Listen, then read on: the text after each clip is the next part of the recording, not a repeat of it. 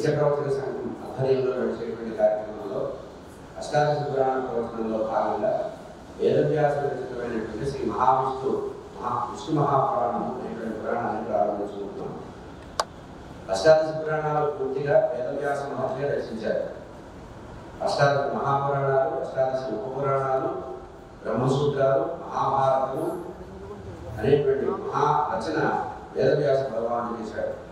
పురాణాలకి పంచ లక్షణాలు, 5 లక్షణాలు చెప్పారు. సర్గశ్చ ప్రతిసర్గశ్చ వంశో మంగళతరానిచ వంశాన్ని చరిత్ర చేయడం పురాణం పంచ లక్షణాలు. 5 లక్షణాలు పురాణం ఉన్నారు. అయితే లోకంలో విష్ణు పురాణాలకు సంబంధించి 2 పురాణాలు ప్రచారంలో ఉన్నాయి. ఒకటి విష్ణు పురాణము, ఒకటి విష్ణు ధర్మోత్తర పురాణం. అయితే విష్ణు ధర్మోత్తర పురాణం అనేది వేరుగా ప్రచురించినప్పటికీ కూడా మార్కెట్లో విష్ణు పురాణమే విష్ణు ధర్మోత్తర పురాణంగా భావన చేయాలి. మనకి వెంకటేశ్వర ఆశ్రమ పరిషత్ వారు విష్ణు పురాణం వేశారు, విష్ణు ధర్మోత్తర పురాణం కూడా వేశారు. అయితే ఈ 2 ఒకటే అని ఎందుకు చెప్తున్నానంటే మద్వయం చేయవ వక్రయం చతుష్టయం అనామలింగ పుష్పాన్ని పురాణాన్ని పునఃపునరని ఒక పురాణానికి సంబంధించినటువంటి ఒక ప్రమాణం చెప్పారు. అంటే 18 పురాణాలకు సంబంధించి అక్షర క్రమంలో మొదటి అక్షరాన్ని చెప్తూ మద్వయం చేయవ వక్రయం అని చెప్పారు. కనుక విష్ణు పురాణమే దానికి విష్ణు పురాణము, వరాహ పురాణము, వామన పురాణాన్ని వక్రయం అన్నారు. కనుక ఈ పురాణాలకు సంబంధించినంత వరకు ఈ విష్ణు ధర్మోత్తర పురాణము, విష్ణు మహాపురాణము 2 ఒకటే అనేటువంటిది ప్రామాణికమైన విషయం. అయితే లోకంలో ఇంకొక ప్రచారం కూడా ఏముందంటే విష్ణు పురాణాన్ని వ్యాస భగవానుడు రచించలేదు, విష్ణు పురాణాన్ని పరాశర మహర్షి రచించారనేది వారి ప్రమాణంగా కనబడుతుంది. మనకి వెంకటేశ్వర ఆశ్రమ పరిషత్ వాడు ప్రచురించిన దాంట్లో కూడా విష్ణు ధర్మోత్తరం వ్యాస ప్రణీతంగా వాడు ప్రచురించారు. ఇక్కడ ఈ విష్ణు పురాణంలో పరాశర మహర్షి రచించినట్టుగా పురాణాలను వీళ్ళు చేశారు. కానీ మనకి పురాణ వ్యాఖ్యానాలకు సంబంధించిన విషయాన్ని చూసినప్పుడు ఇక్కడ పరాశర మహర్షి మైత్రేయ మహర్షికి చెప్పినట్టుగా కథ ఉంటుంది. అంటే పురాణాల్లో వక్తా శ్లోకాన్ని ఇద్దరు ఉంటారు. భాగవతంలో మనకి సుఖయోగింద్రుల వారు పరీక్ష మహారాజు చెప్పినట్టుగా మనకు కథ కనబడుతుంది. అట్లాగే ఈ విష్ణు మహాపురాణాన్ని సూత పౌరాణికుల వారు నైమిషారణ్య మహాక్షేత్రంలో సౌనకాది మహామునులకు చెప్పినట్టు ప్రారంభమవుతుంది. దీనిలో ప్రధానమైనటువంటి వక్త ఎవరంటే వక్తనేమో పరాశర మహర్షి, శ్రోత ఎవరు అంటే వినే వ్యక్తి ఎవరంటే మైత్రేయ మహర్షి. అంటే పరాశర మహర్షి అంటే వ్యాస భగవానుడి యొక్క తండ్రి అయినటువంటి పరాశర మహర్షి మైత్రేయ మహర్షికి చెప్పినటువంటి కథగా చెప్పబడింది. అంటే సంపాద రూపంగా పరాశరుడు ఉన్నాడే కానీ యథార్థంగా రచించింది వ్యాస భగవానుడే. ఎందుకంటే మన పురాణాల్లో ఒక్కొక్క పురాణానికి ఒక వక్త, ఒక శ్రోత ఉంటారు. ఇవన్నీ కూడా 18 మహాపురాణాలు, 18 ఉపపురాణాలు కూడా నైమిషారణ్య మహాక్షేత్రంలోనే మనకి వ్యాఖ్యానం చేసినట్టుగా, ప్రవచనం చేసినట్టుగా తెలుస్తుంది. అంటే పురాణాలకు పుట్టినిల్లు ఏమిటంటే నైమిషారణ్య మహాక్షేత్రం. ఆ నైమిషారణ్య మహాక్షేత్రంలో సూత పౌరాణికుల వారు సౌనకాది మహామునులు చెప్తుంటారు. దీని క్రమం ఏమిటంటే సత్రయాగం చేస్తుంటారు. కలియుగంలో ఉండేటువంటి కలిలో చాలా పాపం ఉంటుందని, ఎక్కడ పాపం లేకుండా ఉంటుందో అక్కడ ఉండాలని చెప్పి కోరుకుంటే బ్రహ్మగారు వీళ్ళకి ఆ ఋషులందరికీ కూడా భావిస్తారు. నైమిషారణ్య మహాక్షేత్రంలో కలి ప్రవేశించదు కనుక మీరు కలి భయాన్ని నుంచి దూరంగా ఉండాలంటే, కలి నుంచి దూరంగా ఉండి పవిత్రులుగా ఉండాలంటే నైమిషారణ్య మహాక్షేత్రంలో ఉండాలి. గోమతీ తీరంలో నైమిషారణ్య మహాక్షేత్రంలో ఆ సత్రయాగం జరిగింది. దీర్ఘ సత్రయాగం అన్నారు. అట్లా జరిగేటువంటి దీర్ఘ సత్రయాగంలో ఈ సౌనకాది మహామునులు అడుగుతున్నటువంటి ప్రశ్నలకి ఆ సూత పౌరాణికుల వారు చెప్పడమే మనకి 18 పురాణాల్లో ఉండే ప్రధాన తాత్పర్యం. అయితే సూత పౌరాణికుల వారు సౌనకాది మహామునులు ఎప్పుడు చెప్తున్నారంటే వాడు దీర్ఘ సత్రం చేస్తున్నారట. ఈ కలియుగం వెళ్ళిపోయే వరకు వాడు ఆ కలి భయం నుంచి దూరంగా ఉండాలని చెప్పి వాడు సూత పౌరాణికుల వారు చెప్తున్నటువంటి పురాణం వినడానికి కాకుండా వాడు యజ్ఞయాగాదికి ముందు చేయడానికి దీర్ఘ సత్రము అన్నారు. వచ్చిన వాళ్ళందరికీ భోజనం పెట్టడం, అగ్నిదేవుని ఉపాసించడం, యజ్ఞ పురుషుడిని తృప్తిపరచడం అనేది వారి యొక్క నిత్యకృత్యం. అటువంటి యజ్ఞ పురుషుడిని తృప్తిపరచడానికి వచ్చినటువంటి దీర్ఘ సత్రయాగంలో నైమిషారణ్య మహాక్షేత్రంలో వాళ్ళు అక్కడ ఉన్నారు. అనుకోకుండా అక్కడికి వచ్చినట్టు సూత పౌరాణికుల వారు ఏం చేశారు, వారికి పురాణ కథలు చెప్పడం ప్రారంభించారు. అయితే వాడు యజ్ఞయాగాది కథలు చేస్తున్నటువంటి వేదాధ్యయన సంబంధమైనటువంటి వారు అయ్యారంటే స్వాగతం. వేదాధ్యయన వారు ఈ మరి ఇక్కడికి ఎట్లా వచ్చారు అంటే వేదాధ్యయన సంబంధమైనటువంటి ఆ సౌరగాది మహాములందరూ కూడా యజ్ఞయాగాది క్రతువులు చేసే సమయంలో మధ్యాహ్న సమయంలో ఖాళీ ఉంటుంది. యజ్ఞయాగాది క్రతువులు చేసేటప్పుడు మధ్యాహ్న సమయంలో ఖాళీ సమయం ఉంటుంది. అంటే ఏమిటి? ఉదయం యజ్ఞం చేస్తారు, హవిస్సు చేస్తారు, మధ్యాహ్న సమయంలో విరామం పొందుతారు, మళ్ళీ సాయంత్రం మళ్ళీ యజ్ఞయాగాది క్రతువులు చేస్తారు, వేదాధ్యయనం చేస్తారు. ఇట్లా వేదాధ్యయనం చేస్తూ యజ్ఞంలో హవిస్సులు సమర్పిస్తూ యజ్ఞోవై విష్ణువు అన్నారు. విష్ణుమూర్తిని ఆవాహనం చేసి విష్ణుమూర్తికి స్వాహాకారాలు యజ్ఞపురుషుడి ద్వారా వేస్తారు. అంటే యజ్ఞేశ్వరుడు ఎట్లాంటి వాడు, అగ్నిభక్తుడు ఎట్లాంటి వాడు అంటే కొరియర్ సర్వీస్ లాంటి వాడు. అంటే దేవతలు ఏ దేవతను మనం పిలిచి స్వాహ అని హవిస్సు సమర్పిస్తే ఆ యజ్ఞేశ్వరుడు వెళ్ళి వారికి ఇచ్చొస్తాడు. ఇంద్రాయ స్వాహ అని హవిస్సు వేశారనుకోండి, ఈ ఇంద్రుడు ఆ అగ్నిదేవుడు ఇంద్రుడికి తీసుకువెళ్ళి ఇస్తాడు. అట్లాగే విష్ణువే స్వాహ అంటే విష్ణువుకి ఇచ్చి వస్తాడు. అంటే కొరియర్ సర్వీస్ ఉంది. మనం అడ్రస్ రాసి పోస్ట్ వేస్తే ఎట్లా కొరియర్ పోస్ట్ మ్యాన్ తీసుకెళ్తాడో అగ్నిదేవుడు ఈ రకంగా వెళ్తాడు. అగ్నిముఖావని దేవా, దేవతలు స్వయంగా స్వీకరించట, అగ్నిదేవుడికి ఇస్తేనే స్వీకరిస్తారు. కనుక అట్లా నైమిసారణ్య మహాక్షేత్రంలో గోమతీ తీరంలో ఉండేటువంటి నైమిసారణ్య మహాక్షేత్రంలో సూత పౌరాణికులు వారు వీటిని తటస్థించారు. అనుకోకుండా అక్కడికి వచ్చారు.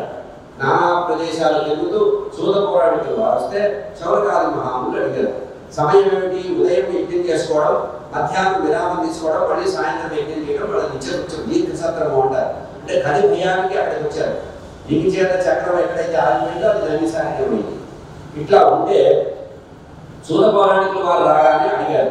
వీళ్ళు ఏమడుగుతారంటే ఆ వేదంలో చెప్పినటువంటి పరమాత్మ యొక్క పరబ్రహ్మ యొక్క తత్వం ఏదైతే ఉందో దానికి సంబంధించి వేదాధ్యయనం చేసి హవిస్సులు సమర్పించే సమయంలో వారికి కొన్ని సందేహాలు వస్తాయి. సందేహాలు వచ్చినప్పుడు ఏం జరుగుతుంది? అయ్యా వేదంలో ఇట్లా చెప్పారు, పరబ్రహ్మ యొక్క స్వరూపాన్ని ఇట్లా చెప్పారు, ఆ పరమాత్మ గురించి చెప్పమని అడిగారు. ఒక్కొక్కసారి ఒక్కొక్క కథ అడుగుతుంటే ఒక్కొక్క పురాణం మనకి వచ్చింది. అష్టాదశ మహాపురాణాలు, అష్టాదశ ఉపపురాణాలు ఇట్లా సంభవించినాయి. ఇక్కడ ఈ విష్ణు పురాణంలో విష్ణు మహాపురాణం అనాలి. దీన్ని మహాపురాణాలు ఉపపురాణాలు వేరే వేరే ఉన్నాయి కనుక విష్ణు మహాపురాణం. ఈ విష్ణు పురాణంలో ప్రధానంగా చెప్పబడింది ఏంటంటే పరబ్రహ్మ యొక్క నిరూపణ. ఎవరు పరబ్రహ్మ అంటే విష్ణుమూర్తి పరబ్రహ్మ. మన అదృష్టం ఏంటంటే జ్యేష్ఠమాసం అంటే బ్రహ్మగారి మాసం. జ్యేష్ఠమాసం అంటే బ్రహ్మని ఉపాసించాలి, బ్రహ్మగారిని వేదాధ్యయనం చేయాలి, వేదాన్ని వినాలి. అటువంటి బ్రహ్మ పురాణం బ్రహ్మ సంహితం అన్నారు. అసలు ముందు 3 కోట్ల మహాశ్లోకాలతో బ్రహ్మగారే సత్యలోకంలో పురాణాలు రచించారు. దాన్ని తీసుకొని వేదవ్యాస భగవానుడు భూమి మీదకి వచ్చి ఆ నారాయణమూర్తే స్వయంగా వేదో నారాయణ స్వయం అనేటువంటి నారాయణ స్వరూపుడైనటువంటి వేదవ్యాసుడు వ్యాసాయ విష్ణు రూపాయ అంటారు కదా, వ్యాసాయ విష్ణు రూపాయ వ్యాస రూపాయ విష్ణువే నమో వై బ్రహ్మణే వాసిష్ఠాయ నమో నమః. అటువంటి వేదవ్యాస భగవానుడు నారాయణమూర్తి యొక్క పరిపూర్ణ అంశ సంబోధుడు.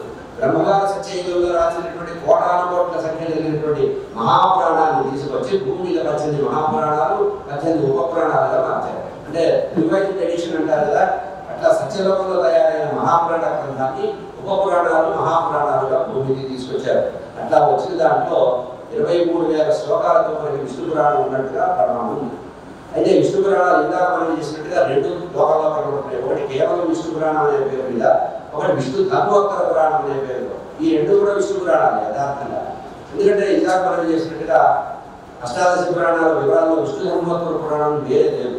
విష్ణు పురాణాన్ని 2వ భాగాన్ని విష్ణు ధర్మోత్తర పురాణంగా అంటారు. కనుక ఈ 2 పురాణాన్ని కలిపి మనం చెప్పుకుంటాము. ఎందుకంటే ఈ మన ప్రవచనంలో దాదాపు ఇది ఒక 5-6 సార్లు 5 భాగాలుగా జరుగుతుంది. నిజంగా యథార్థంగా చెప్పుకుంటే ఇది 4-5 ఏళ్ళు పడుతుంది ఈ విష్ణు పురాణం. మనం అట్లాగే విరామం దొరికినప్పుడల్లా భాగాలు చెప్పుకుంటున్నాం. పద్మపురాణం దాదాపు సంవత్సరంన్నర చెప్పుకున్నాం, 1.5 సంవత్సరం పద్మపురాణం చెప్పుకున్నాం. అంతకుముందు బ్రహ్మవైవర్త పురాణం అయితే దాదాపు 2 సంవత్సరాలు చెప్పుకున్నాం. ఎందుకంటే చాలా పెద్ద పురాణం, గోలోకంలో ఉండేటువంటి రాధాకృష్ణ యొక్క తత్వం చెప్పేది. అట్లాగే భాగవతం 1 సంవత్సరం చెప్పుకున్నాం. మనం పురాణాలు చెప్పుకునేప్పుడు వివరంగా చెప్పుకోవడానికి సమయం పడుతుంది కనుక నిత్య ప్రవచనంలో దీర్ఘకాలం చెప్పుకున్నాం. అట్లాగే ఈ విష్ణు పురాణంలో మొదటి భాగాన్ని ఇప్పుడు ఈ 9 రోజులు మనం చెప్పుకుంటాం. ఇందులో ఇంకా మనం చేసినట్టుగా మైత్రేయ మహర్షికి సందేహాలు వచ్చినాయి. మైత్రేయ మహర్షికి సందేహాలు వస్తే ఆ సందేహాలు నివారణ చేసిన వారు పరాశర మహర్షి. ఈ పరాశర మహర్షి ఎవరు? వ్యాస భగవానుడు యొక్క తండ్రి. మనం శ్లోకం చెప్పుకుంటాం కదా, వ్యాస వశిష్ఠ అవతారం శక్తే పౌత్రవగమశం పరాశరాత్మజువంతే సుగతాపం తప్పంది. అంటే పరంపర ఏమిటి? వశిష్ఠ మహర్షి, ఆ వశిష్ఠ మహర్షి తర్వాత ఆయన కుమారుడు, ఆ కుమారుడు తర్వాత వరుసలో పరాశరుడు వారు వచ్చారు. పరాశరుడి కొడుకు వ్యాస భగవానుడు. వ్యాస భగవానుడు యొక్క కుమారుడు మనకి సుఖయోగిందుడు వారు. ఆ సుఖయోగిందుడు వారి తర్వాత గౌడపాదాచార్యులు వారు, మనకి గోవింద భగవత్పాదులు వారు మనం చరిత్రలో చెప్పుకుంటాం. ఇక్కడ మైత్రేయ మహర్షి పరాశర మహర్షిని అడుగుతున్నారు. సూతవాచ సూత పౌరాణికులు వారు చెప్తున్నారు, పరాశరం మునివరం కృత్వ పౌరహానికం ప్రియం మైత్రేయ పరిపచ్ఛేదం రణిపత్య అభివాద్యత. ఒకనొక సందర్భంలో సూత పౌరాణికులు వారు శౌనకాది మహాములకి దర్శనమిస్తే వారిని నమస్కరించి ప్రార్థిస్తే వారు చెప్తున్నారు, సూత పౌరాణికులు వారు శౌనకాది మహాములు చెప్తున్నారు, ఆయన శ్రద్ధగా వినండి. ఒకనొక సందర్భంలో మైత్రేయ మహర్షి ఆ అనుష్ఠానం పూర్తి చేసుకొని ఎదురుగా పరాశరుడు ముందు వారు వస్తే, పరాశరుడు అంటే వ్యాస భగవానుడి తండ్రి, ఆయన ఎదురుగా వస్తే అప్పుడే అనుష్ఠానం పూర్తి చేసుకునేటువంటి మైత్రేయ మహర్షి లేచి వచ్చి వారికి నమస్కరించారు. శాస్త్రాన్ని నమస్కరించి, మహాత్మా తత్తో వేదాధ్యయనం అధీత అఖిలం గురో ధర్మశాస్త్రాన్ని సర్వాణి తథాంగాన్ని యథాక్రమం. గతంలో మీరు చాలా గొప్పవారు, గతంలో మీ ద్వారా మేము విన్నాం, వేదాధ్యయన తత్పరులైనటువంటి మీ ద్వారా ధర్మశాస్త్రాలు విన్నాం, అన్ని ధర్మశాస్త్రాలు మీ ద్వారా విన్నాం. ఆ ధర్మశాస్త్రాల తర్వాత వేద అంగాలు కూడా విన్నాం. వేదాలు, ధర్మశాస్త్రము, వేదానికి సంబంధించిన ఉపవేదాలు, వేదాంగము అనేటువంటివి కూడా యథాక్రమం. తత్ప్రసాదం మునిశ్రేష్ఠ మామన్యే నాశకం వక్ష్యంతి సర్వశాస్త్రేషు ప్రాయశో ఇది చెప్తున్నారు.